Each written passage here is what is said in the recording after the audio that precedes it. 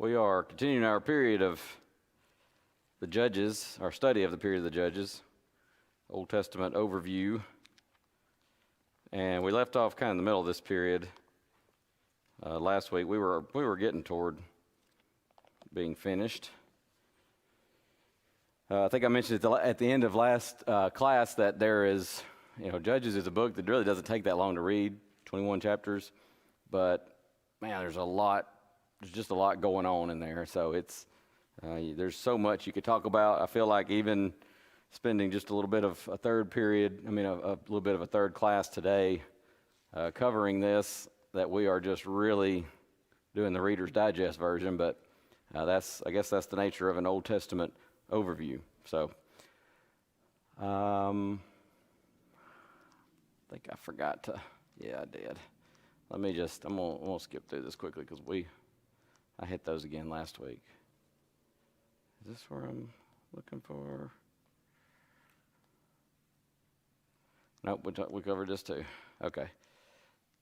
We left off kind of talking about the four-part cycle: rebellion, punishment, repentance, deliverance, and I guess if you want to call a fifth one, peace, or see if I can remember it: sin, supplication,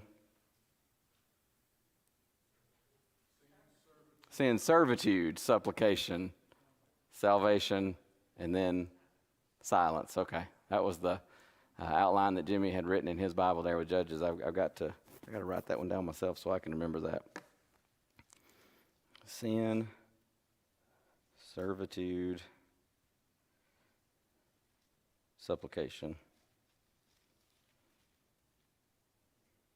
Savior, or salvation, and silence. That'll preach. Brother Bland sometimes he'd give us a little skeleton outline like that, and he'd say, "There you go, fellas, that'll preach. You just need a deathbed story and a poem." Okay, this was the slide where we actually we kind of covered it very quickly at the end, but this period, some of the more famous or faithful of this particular period of Old Testament history are noted in Hebrews 11:32. I think we touched on Gideon, Barak, who was Deborah's helper. Barak was supposed to go and be the judge, but as it turns out, he was, I don't know. We sometimes say he was cowardly. I don't really know exactly what reason. He may have been cowardly. He may have just not wanted to step up and fulfill his role. I don't know. But he says, I'll go if you go with me. So they go and they defeat Sisera, and we talked about Jael or Jael, we sometimes pronounce it, killing Sisera in her tent with a tent peg. Samson, we talked about that last week, or talked about him last week and all that surrounded that. And of course, there's a lot of time you can spend just talking about Samson and the events surrounding him. His big arch enemy were the Philistines. Always going at it with the Philistines. But, we also talked about Samson was not always the smartest person. In fact, he was not always the most spiritual person. One of his big downfalls was women. And he just, in fact, his parents even at one point, he finds this woman he likes. He says, I want this woman, get her for me. And his parents say, you can't find a woman among your own people. They understood that, God strictly forbade them from intermarrying with the people. Again, not that God is racist or has some problem with the people of the land, but he says they'll turn your heart away from God. It's because of their idolatry. Well, guess what? These women ended up being, in large part, Samson's downfall. In fact, he even says to his parents when they say that, is there not somebody among the Hebrews? Well, I like her, paraphrasing, but that's basically what he says. I like her. Sometimes when I've used Samson as an example with young people, if you want to put it in some of the terms like a young person might say, he probably would say something like, "Hey, she's hot. I'm in love with her. I want her. She's just so beautiful." And sometimes young people can get so caught up in physical beauty, physical attraction, that they forget that there's a lot more to it than that. We touched on Samuel briefly. He was a prophet, a priest, and a judge, and in some ways a type an Old Testament type of Jesus being the antitype. Jesus is prophet, priest, and king. But Samuel was prophet, priest, and judge. He was the last judge of Israel. I tell people sometimes when you get over into 1 Samuel, you see what happens is Samuel is going to make his sons judges. So usually when we talk about the last judge, we say Samuel. I guess if we wanted to get real technical, we could say his sons in one sense were judges, but it never really took. If you want to use that phrase, it never really stuck, because the people at that point are going to say, hey, look, your sons aren't like you are. They're not good people, like you are. We don't want them to be judges. And in fact, we don't want judges. We want a king. So I don't get too hung up over the semantics and particulars of that. If somebody wants to say, well, his sons were the last judges, okay, fine. If somebody wants to say Samuel's the last judge, I think that's probably the more likely case. Typically, God raised up judges. And so, Samuel made his sons judges. So again, you could say, but we also count Abimelech sometimes, and Abimelech technically wasn't a judge. Did we talk about Abimelech? I mentioned that. It's in Judges. It's 8, right? No, 9.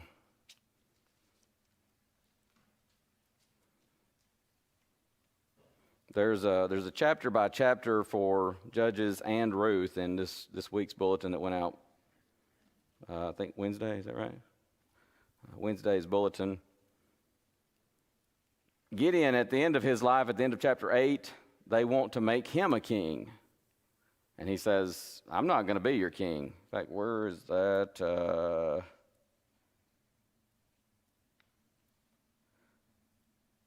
8:22 of Judges.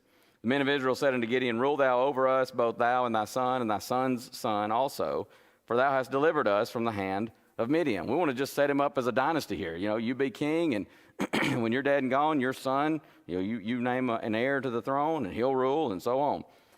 Gideon says, to his credit, verse 24, I would desire a request of you. No, I'm sorry, 23. Gideon said unto them, I will not rule over you, neither shall my son rule over you. The Lord shall rule over you. I say, to his credit, because then he turns around in verse 24 and says, give me every man the earrings of his prey, because I had golden earrings. And so they all willingly give them in verse 25. They take those, and it's 1,700 shekels of gold. Gideon makes an ephod, put it in his city, even in Ophrah.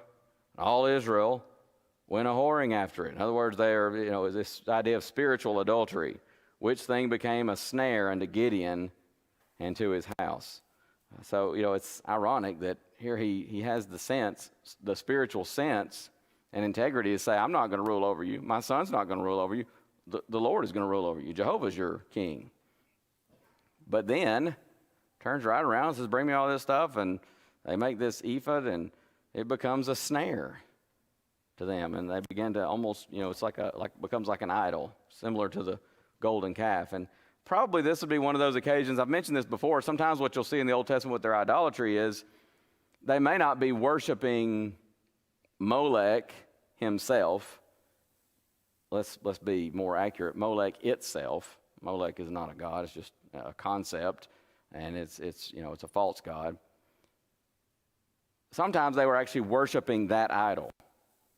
But sometimes they would make an object, and they'd say, we're worshiping God, but this is our image. You see that sometimes even today, right? Sometimes that happens with folks even today. They have images and things, and sometimes even in so-called Christendom, you have people that maybe they've got a cross and they wear it around their neck, and they it brings me good luck or something like that. That's a very similar, if not same concept. But that was strictly forbidden just as much as worshiping the idol itself. God says you don't make any graven image. Moses was going to say to them, or said to them in Deuteronomy, God, when he spoke to you from the mount, you didn't see any kind of image. You heard his voice, but he's not, there's nothing there that you're seeing, so don't try to make some kind of an image to worship God through. You don't do that. That's what seems to have happened here with Gideon and the Israelites. So Gideon, he has 70 sons, that's 830. So that's 70 sons. Well, then you get into chapter 9, Abimelech, he's going to come along and, you want all these sons to rule over you, 70 people to reign over you, or do you want one? Remember, I'm your bone, I'm your flesh, that's in verse 2. So they say, yeah, okay, that sounds good. Hey, Abimelech's our brother, they say in verse 3. So he goes and they give him some money and pieces of silver. So he uses that money and hires vain, light persons. In other words, just, I've got a footnote in my Bible that says foolish and useless people, which followed him.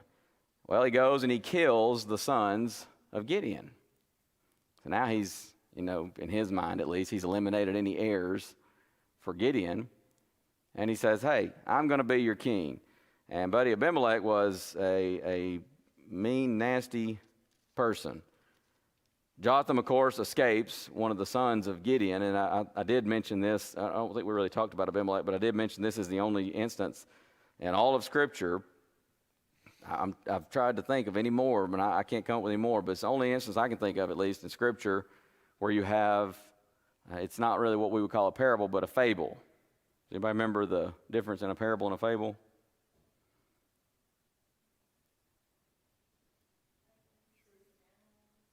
Yeah, fables will use animals. In this instance, you have talking trees and things like that. So yeah, a parable always involves something that, it's an earthly story with a heavenly meaning. Is what we always use that very simple definition and yet very accurate. But it's, it may involve people, situations, and things like that. A sower going forth to sow, that obviously can happen. Tares growing up in a field, well, that happens. That's the difference. Trees don't talk. So that's a fable. Aesop's fables, you have foxes talking and things like that. So that's the big difference between a fable and a parable. But fables a lot of times do have the similarity of being an earthly story that carry a heavenly meaning, and that's Jotham's point here. Is they asked the fig tree, they asked the olive tree, they asked the vine, which would be the grapevine, to be king over them. They all refuse. Well, why should I leave what God intended me for to do that? So then they say to the bramble, old sticker bush, we used to call them when we were kids, come rule over us, come reign over us, verse 14. And so the bramble says, oh, well, if in truth you anoint me king over you, then come and put your trust in my shadow. And if not, let fire come out of the bramble and devour the cedars of Lebanon. And so Jotham says, now therefore, if you've done truly and sincerely, and that you've made Abimelech king, and if you've dealt well with Jerubbaal and his house, and have done unto him according to the deserving of his hands, for my father fought for you and adventured his life far and delivered you out of the hand of Midian, and you're risen up against my father's house this day and have slain his sons 70 persons upon one stone, have made Abimelech the son of his maidservant king over the men of Shechem, because he is your brother. If you then have dealt truly and sincerely with Jerubbaal and with his house this day, Jerubbaal is another name for Gideon, by the way, then rejoice ye in Abimelech. If you've done right here and acted in integrity and righteousness, then rejoice in him. And let him also rejoice in you. But if not, let fire come out from Abimelech and devour the men of Shechem and the house of Millo. And let fire come out from the men of Shechem and from the house of Millo and devour Abimelech. And you know what Jotham's going to do after he gives this fable, right? He's going to get out of Dodge because he knows that Abimelech's going to be after him. So he ran away, verse 21, fled, went to Beer, and he dwelt there for fear of Abimelech, his brother.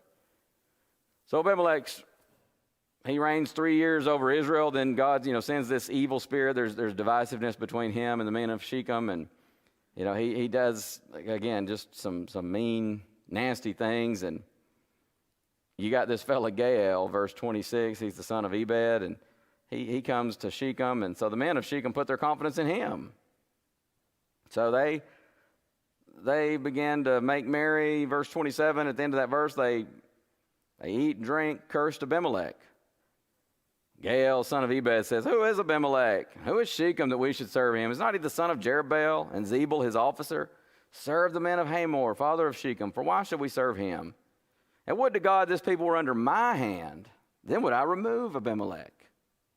And he said to Abimelech, who's not there, by the way, kind of saying it to the air, increase thine army and come out. Zebul, the ruler of the city, who's in league with Abimelech, of course, he hears it, and he's upset. And so he sends messengers secretly, privily, the King James says, to Abimelech. It says, Gael, the son of Ebed, and his brethren, they're in Shechem, and they fortify the city against thee. So he says, come up by night, you and the people with you, lie in wait in the field. And in the morning, you can come against the city. So Abimelech rose up. That's what they do. And so Gael, he goes out and stood in the entering of the gate of the city. Verse 35. Abimelech rose up, he and the people that were with him lying in wait, from lying in wait. And when Gael saw the people, he said to Zebul, behold, there come people down from the top of the mountains. He says, I see people coming down from the mountains. And Zebul says, you're just seeing the shadows. Your eyes are playing tricks on you. That's how we might say that. You're not. That's not what you're seeing. Gael says again, no, look, there are people coming down by the middle of the land, and another company come along by the plain of Meonanim. And then said Zebul unto him, where is now thy mouth? Wherewith thou saidst, who is Abimelech that we should serve him? Is not this the people that thou hast despised? Go out, I pray now, and fight with them. He says, well, you've been talking big, so I guess you're going to have to back it up now. Well, he goes out, and of course, he loses to Abimelech. Abimelech, he even pursues into a tower. The men of the tower of Shechem, there's these people entered into a hold of the god Berith, verse 46. Abimelech finds out, and they take trees and bring it, and they set fire. So, again, Abimelech was kind of a mean, nasty person. But what happens, long story short, he goes to Thebez and camped against it, and he's going to do basically the same thing there. They flee into a tower, and he's going to, he went hard under the door of the tower to burn it with fire, verse 52 tells us. And a certain woman cast a piece of a millstone upon Abimelech's head, and all to break his skull. Now, if you remember, we talked about this. We were talking about the Biblical History Center and some of the customs and all that, and you had some of these millstones were just gigantic, and it would take, an animal to turn this thing and grind the meal and stuff. So that would be kind of, what we would call an industrial size. But you also had smaller ones. A woman might have a small one in her kitchen just for, preparing meals and such. And sometimes you would even have a bigger one that's not, necessarily one of these big, huge ones, but it's still big and would probably be difficult to carry, or at least very heavy to carry for one person. This says it's a piece of a millstone, so it could have been a piece of a big one, or it could have been a piece of, one of these just larger ones. It's not just the huge kind. But anyways, it's a piece of a millstone, and she cast it down upon Abimelech's head and cracked his skull, basically is what happened. And he calls to the young man, his armor bearer, says to him, draw thy sword, slay me, that men say not of me, a woman slew him, and his young man thrust him through, and he died. And yet, it's kind of ironic, again, because here we are thousands of years later, and we're reading about it and what happened to him. What are men saying of him? A woman killed him. he's trying to get out of that, and it's still recorded for all time and all eternity, because heaven and earth shall pass away, Jesus says, but my word shall not pass away. So that ends the so-called reign of Abimelech. And again, he was, we sometimes include him in the Judges. I just include him because I learned the song, and that's how I learned the song. It's got Abimelech in there, and it fits with the tune, but he definitely really would not count among the judges because he's just sort of a self-appointed king. But he was not a God-appointed king, nor was he a God-appointed judge. Again, remember with the judges, they are champions. They're not necessarily spiritual leaders. Samuel was a good man. He was a prophet. He was a priest. He was also a judge.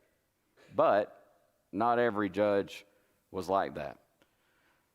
The one thing I want to mention before we move on from this, and I mentioned this last week that I wanted to cover, is Jephthah. People sometimes have questions about Jephthah and his rash vow. This begins in chapter 11, The people they're oppressed by the children of Ammon, verse 4. And so Jephthah's kind of an outcast, but they need help. And so they say, hey, come with us and, be our head over all the inhabitants of Gilead, verse 8. And Jephthah tells them, if you bring me home again, if you bring me back, again, he's an outcast. If you bring me back to fight against the children of Ammon, and the Lord deliver them before me, shall I be your head? They said, yes. The Lord witness between us. If we don't do according to your word, so he says, okay, I'm going to come back. And of course, he's one of these that he's not exactly one of the most upstanding of these men. He's got, where is it? Anyway, he hires some men to work with him that are not, where is that? I thought it was at the very beginning of the chapter. Did I overlook it?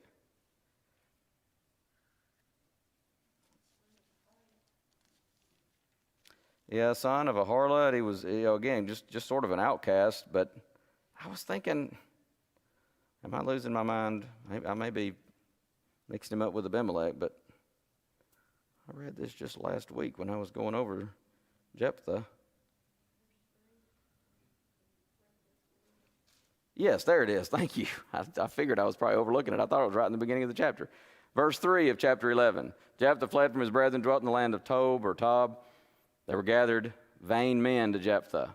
Again, that's just the idea of worthless men, and went out with him. So he's got a band, he's got him a posse, and they're not good, upstanding men. But Jephthah goes, and he's going to be the champion. Again, in his case, not a spiritual leader at all. And Ammon, he tries to kind of reason with him, and Ammon basically says, you took my land. Jephthah says, what are you doing, verse 12?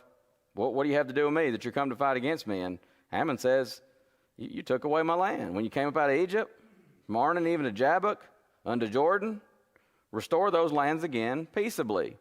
And, we might look at that and say, well, they did take his land. People still talk about that land over there, right? I mean, there are sometimes, even in our own country, foreign policy based on who does that land belong to? Well, let me tell you something. I know who it belongs to. It belongs to God Almighty. And it's his to give to whomever he pleases. And he gave it to the Israelites because he promised that to Abraham. This is not something where, Israel came in and just stole their land. This is a judgment from God. And that's the point that Jephthah goes on to make. Again, he's not exactly a spiritual leader, but his point here is well made. When Israel comes up, he says, God gave us this land. He also mentions how Edom wouldn't let them pass through the land. And he goes on and talks about Sihon in verse 19 and 20. God delivered Sihon, all his people, into the hand of Israel. Then he says they possessed all the coast of the Amorites from Arnon even unto Jabbok, verse 22, and from the wilderness even unto Jordan. But here's what he says, verse 23. So now the Lord God of Israel hath dispossessed the Amorites. Sorry, I keep saying Amorites, but it's children of Ammon, so Amorites, Ammonites. He says, God has done this from before his people Israel. And shouldest thou possess it? Are you going to go against God? He says, wilt not thou possess that which Chemosh thy God giveth thee to possess? Hey, you just take whatever your God gives you. And the point there is, what's his God going to give him? Not a thing, because his God is fake, a false God. So, whomsoever the Lord our God shall drive out from before us, them will we possess. Are you any better than Balak? He mentions Balak. Balak couldn't stand before the children of Israel. And at least Jephthah understands here that it wasn't just the children of Israel, and man, we got such military might and strategy. God did this. God gave this to us. And so he says in verse 27, the end of that verse, the Lord, the judge, be judged this day between the children of Israel and the children of Ammon. But of course, the children of Ammon, they don't listen to the words of Jephthah. Verse 29 is key here. And again, this is where I say the Lord raised up these judges, these that are what I would call genuine judges, these champions. The Spirit of the Lord came upon Jephthah. And he passed over Gilead and Manasseh and passed over Mizpah of Gilead. And from Mizpah of Gilead, he passed over into the children of Ammon. And he's going to gain a victory here. The Spirit of the Lord came upon him. In other words, this is not, they don't sit down and look at a map and how can we accomplish this. The Spirit of the Lord came upon him, and he's going to go out and remember what one of the number one mission or job is of a judge or a champion of the people? Does anybody remember this from, I think it was last week? The number one thing that they're going to do every time, inflict casualties on the enemies of God's people. I mean, that's number one. Somebody said fight. That's same idea. They're going to go out and they're going to take people out. Again, people that are going against God. This is not just, arbitrary killing of people. It is judgment. So, that's what happens. But in verse 30, Jephthah vows this vow unto the Lord.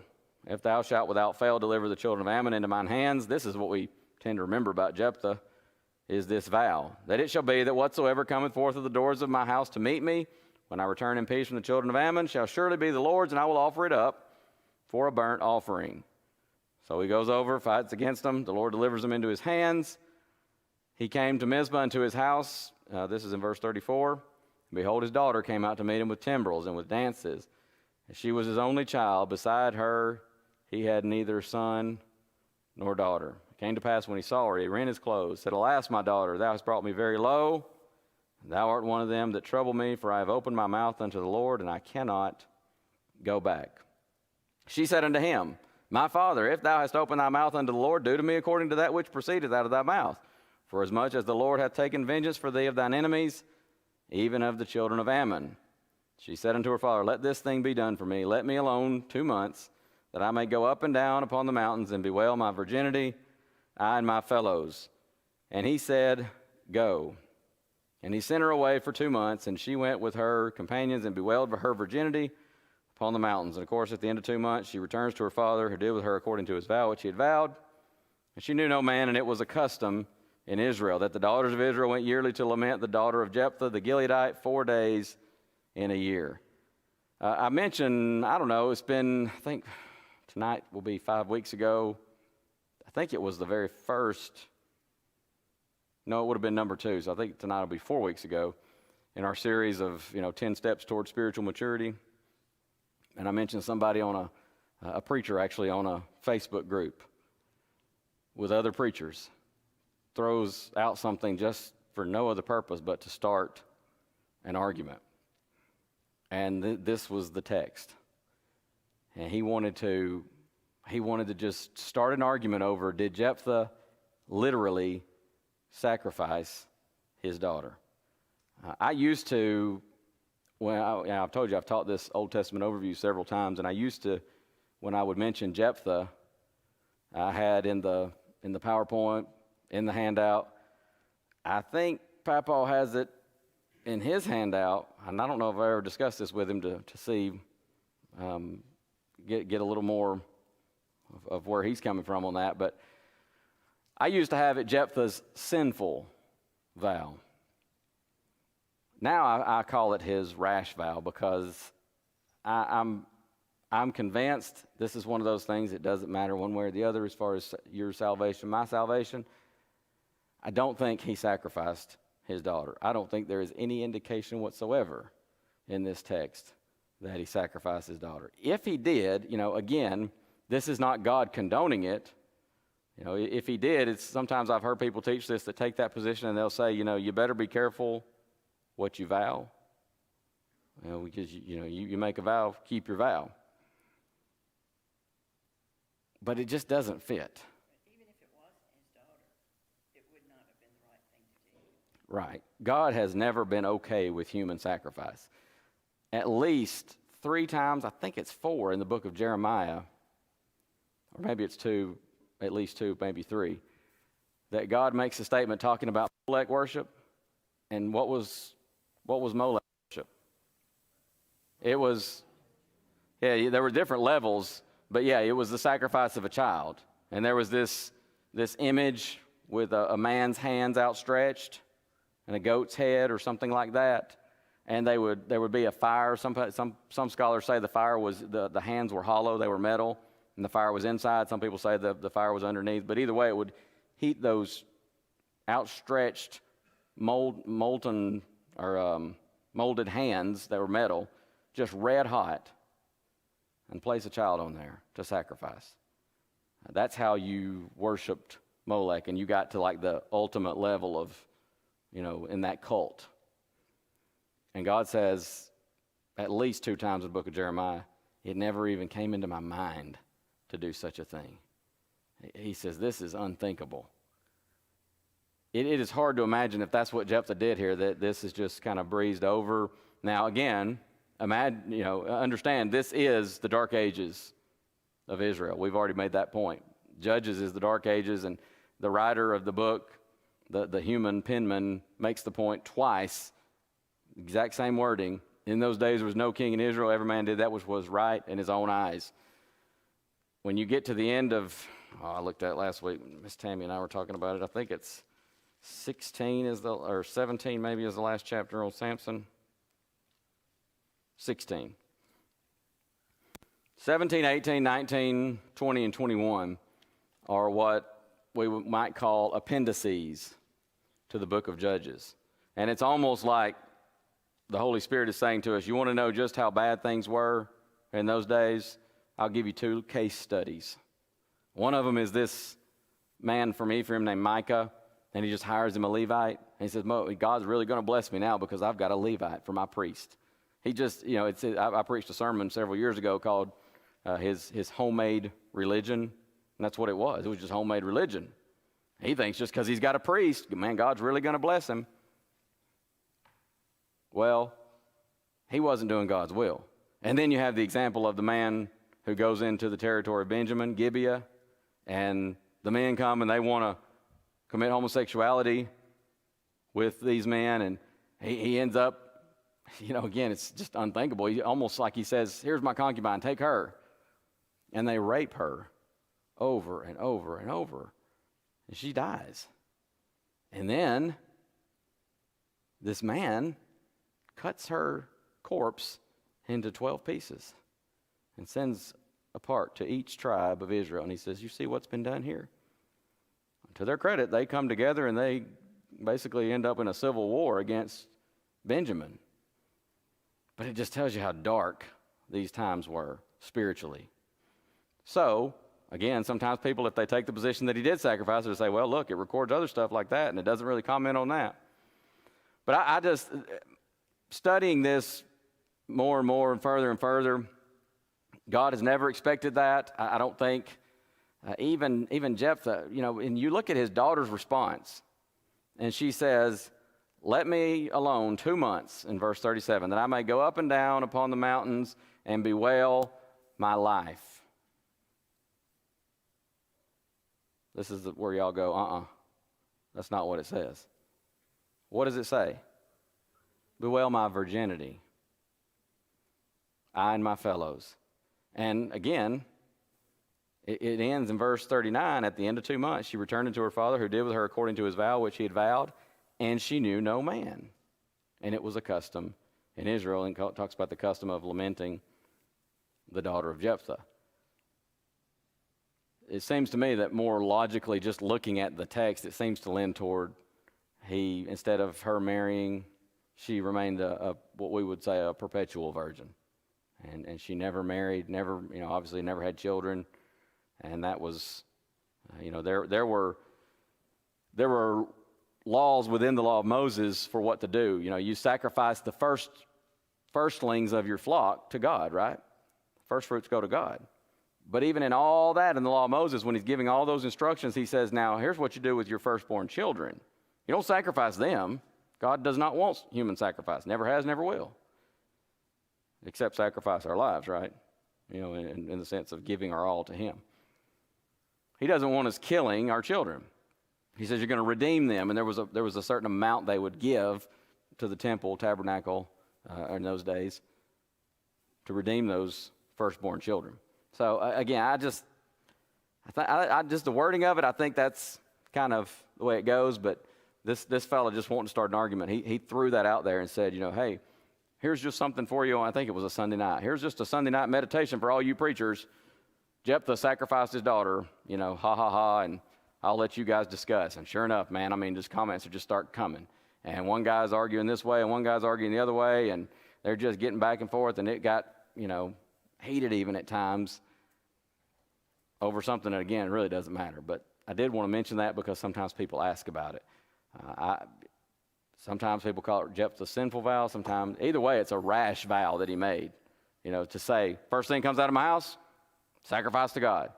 That's a pretty rash thing to say when he didn't think it through all the way. That's the bottom line. So no matter what you could say about it, whether he actually killed her or not, it was definitely a rash vow. Yes, sir.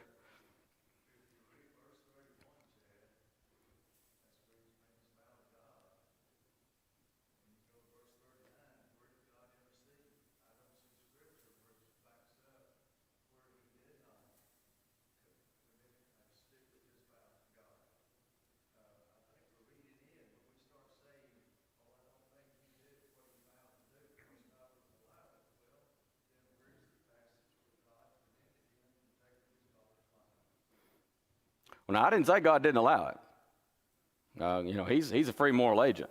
And I'm not saying trying to put that forth as, I'm just saying I think there's evidence there that he didn't. They were always to offer the firstborn of everything to God as a burnt offering anyways, but not your children, God says. Your children are redeemed by the offering.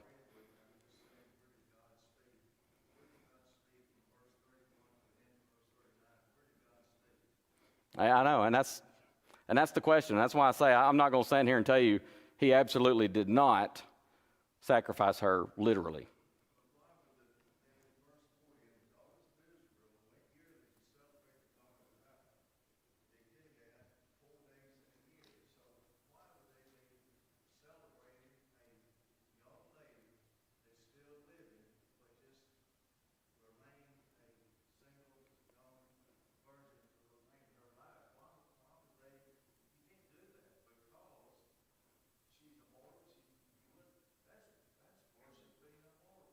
Well, that argument really is not going to go either way because of the fact that in their culture that was such a big deal. Look at Hannah. When we get to 1 Samuel 1, Hannah is so distraught. Why? She can't have children. It was considered an insulting thing to not be able to have children. It was considered, to not marry was just like, what's wrong? In our culture, it's, some people choose to stay single, some people choose to have children, some people choose not. But it was, but I don't know, again, and that's what, some of the guys in that conversation, made the point that you're making that, where does it say? And so that's why I say I'm not going to stand here and say he absolutely did not do this. I'm not going to stand here and say he absolutely did either, because I just don't know that, it's one of those things, again, Brother Bland, one of my instructors, he used to say there's some things we just have to live right and go to heaven and ask God when we get there. But, it's another reason that I say that, by the way, that I lean toward not is because where else we read about Jephthah? Hebrews 11:32. What is Hebrews 11:32? Right in the midst of. What do we often call it? The Hall of Fame of faith. Well, that's kind of infamy if you're sacrificing literally your child. To me, that's one of the more unget-overable things when I think about this. He's set forth as an example of faith. And at the end of all that, he's going to, no chapter breaks in the original. Paul or whoever wrote the book of Hebrews is going to say, seeing we also are compassed about with so great a cloud of witnesses. And here's these people, all these heroes of faith. And they were men, they had shortcomings. But, I don't know. Is that the second bell? Man. See what I'm saying? So much in Judges. Jephthah, just talking about Jephthah and Abimelech. That's good stuff. But, again, I don't know. We'll live right and go to heaven, and we'll ask God when we get there, and we'll get a final answer on that. But it is a very, very, just reading these things, you see why it's the dark ages. of Israel. Samuel, a man of transition. I know we're out of time here. I just mentioned this. We've already talked about it. Samuel led Israel from the time of the judges into the period of the United Kingdom, beginning when he anointed Saul as the king over Israel. In 1 Samuel 8, the people are going to desire a king because they want to be like the nations round about them. Listen to me. 1 Samuel 8 is a key chapter in your Old Testament history. Key, very key chapter in Old Testament history. It's going to transition from a theocracy to a monarchy. We'll stop there. We'll look at just real quick next week the important questions and lessons from this particular period. Sorry, Jamie, I know you were trying to take a picture of that. We'll look at some important questions and lessons from this period. Do a quick review of period 7, and then jump right into period number 8. Or I don't want to get too long on period 7. I love Judges, if you can't tell. It is fascinating stuff. It is, sometimes it's discouraging, but you also see a lot of where God is working to help people that are penitent when they turn to Him, delivering them. But you also see a lot of cautionary tales in this book. So we'll look at those questions and lessons real quick, a review, and jump into period number 8, Lord willing, next Sunday morning. Thank you very much for your